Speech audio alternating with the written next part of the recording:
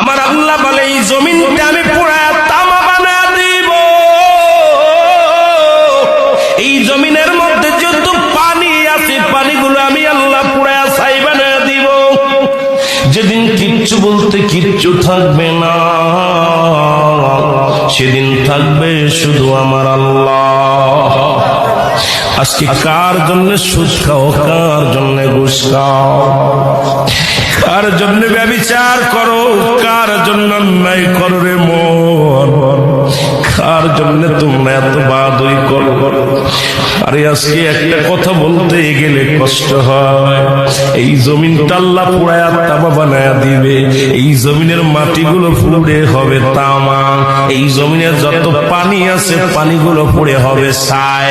এই দুনিয়ার মধ্যে কিচ্ছু যেদিন থাকবে না, ওই তুরস্কের কত বাহাদুর, কত টাকাওয়ালা মিনিটের মধ্যে